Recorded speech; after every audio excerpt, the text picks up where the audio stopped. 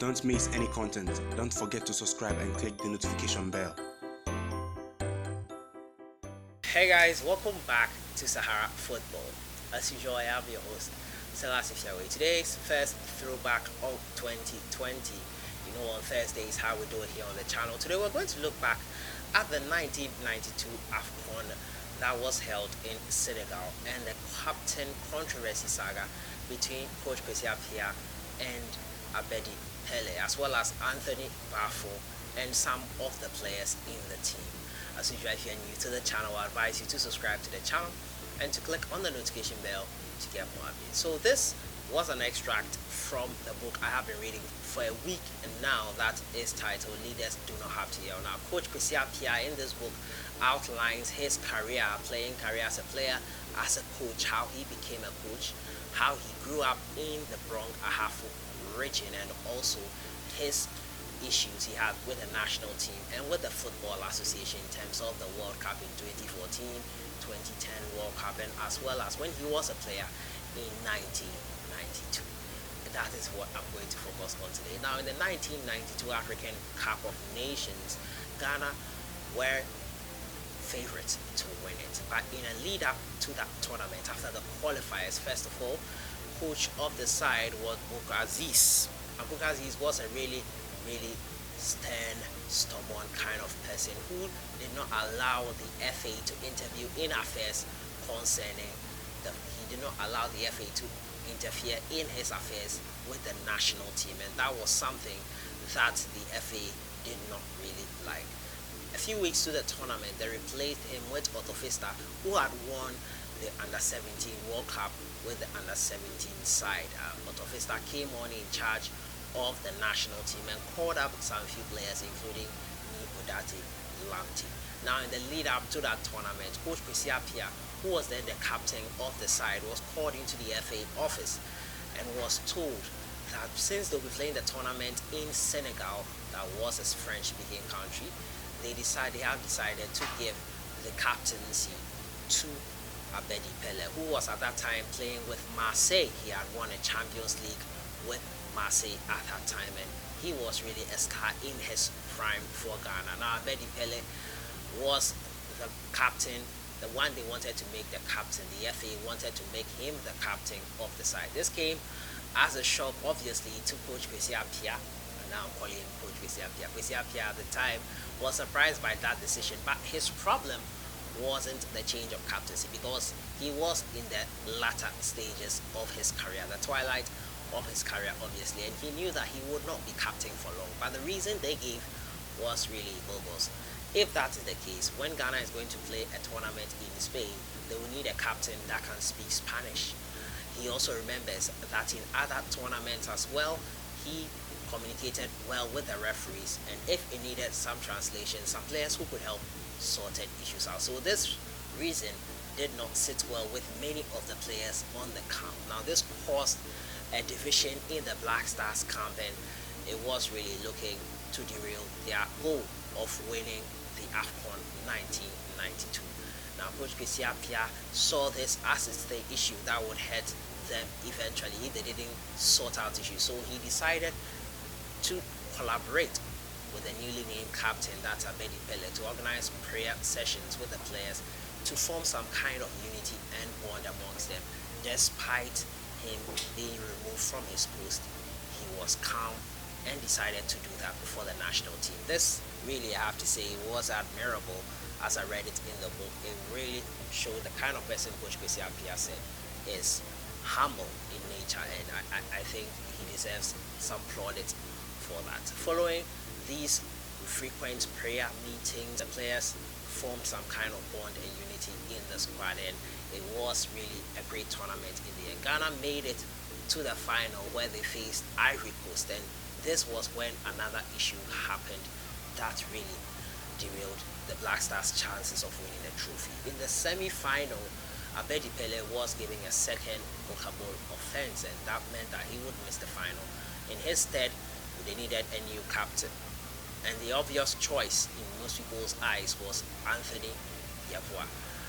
Unfortunately, Anthony Yeboah was not given the captain's armband, and this irritated a lot of the Ghanaian players in the camp. Anthony Yeboah was overlooked for the captain's armband, and it was given to Anthony Bafo, who at that time had played 4 or 5 matches for the Black Stars only, and that was what irritated them. Many of the players thought, how come he was given this card, this captain's armband, at such a monumental time and such a monumental occasion in the 1992 African Cup of Nations. Turns out Abedi Pele's roommate was Anthony Bafo, and Anthony Bafo probably was given the captain's armband upon the recommendation of Abedi Pele, and it was clear in the books that that was what happened in the end. Now, Black Stars went into the final nonetheless with their new captain in Anthony Bafo. Now, Anthony Bafo and the Blacks led the Black Stars in the final of the tournament, and it was quite interesting how it ended. Ghana could have won it in the end, but it wasn't to be for them, and it was a penalty shootout. So this is how the penalty shootout took place. All players played, and this was the first time in the history of a FIFA tournament that all players had played, all outfield players had played, and still no winner could be found. Now Anthony Bafo stepped up and missed his kick. That was how it ended.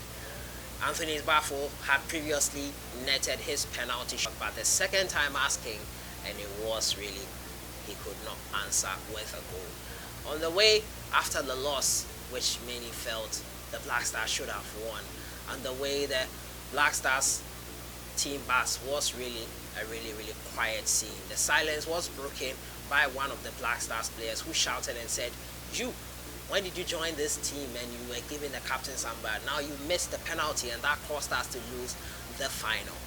That was a far stretch from the truth. It was 0-0 in the end, and yes, it was Anthony Bafo's penalty that caused this in them to lose the trophy, but it would have been harsh to blame him for losing the tournament. Some poor decisions from the FA and a lack of transparency and communication on their part is what led to this controversy in the squad. So that has been it, and Coach Kwesi Appiah talked about this extensively and so many other controversial issues in his book, Leaders Do Not Have to Yell. I'm still reading it, but I thought I should share this beautiful piece of information with you guys. Let me know your thoughts in the comments box. Did you know about this detail in the 1992 African Cup of Nations? Did you know about this? Did you know how things were? Did you know how this was how the captaincy issue was? Let me know your thoughts in the comments box. I'll see you guys in the next one. Have a great day. We'll see you in the next throwback. The Ivory Coast.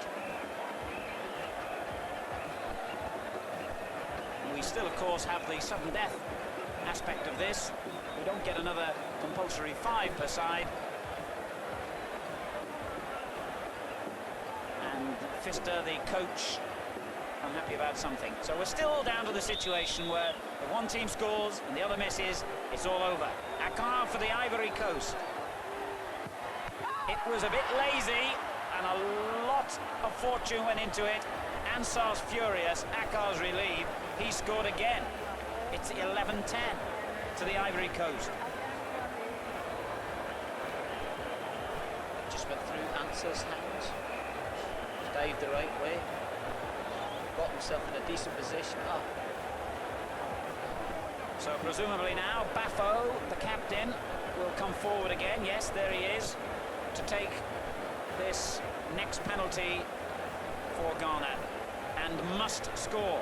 Psychologically, one feels that winning the toss to get the first penalty has given the Ivory Coast a big advantage here, because each time they score, of course, the pressure's on Ghana to make sure that they equalise. Bafo's got to score this one. He's missed it! The Ivory Coast have won the cup. The scenes of celebration are fantastic, and why not? For the first time in their history, the Ivory Coast can call themselves the champions of all Africa. By 11 goals to 10 in the penalty shootout, they have beaten the champion of all champions, Ghana, and history has been made here in Dakar. Bafo's missed penalty has brought